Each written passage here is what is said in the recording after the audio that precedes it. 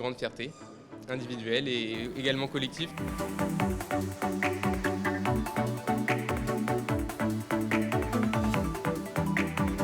J'ai connu le prix des masters dans le cadre de mon Master 2, puisque le lauréat de l'année précédente, donc l'édition 2019, était un étudiant de mon Master 2, le Master de droit des affaires recherche de l'université Panthéon-Assas. Lorsque j'ai obtenu la note que j'ai eue donc dans le cadre du Master 2, qui était une bonne note, je me suis dit pourquoi pas tenter ma chance, puisque de toute façon ensuite je n'envisageais pas de carrière universitaire, et puis c'était le seul moment où quelque part je pouvais essayer de tenter d'éprouver mes qualités littéraires et puis de recherche.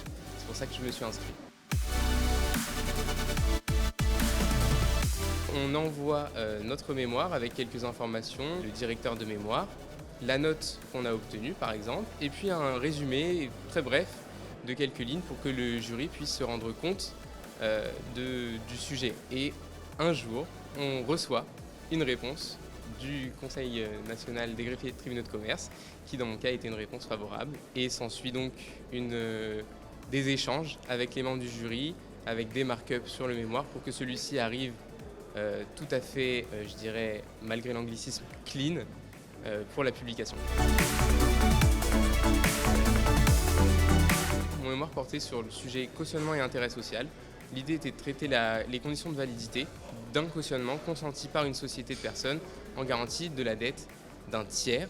Et précisément, le critère important est celui aujourd'hui de l'intérêt social qui crée des incohérences. Et dans mon mémoire, j'essayais donc de trouver quelques solutions pour rendre de la cohérence à ce contrôle des cautionnements consentis par les sociétés.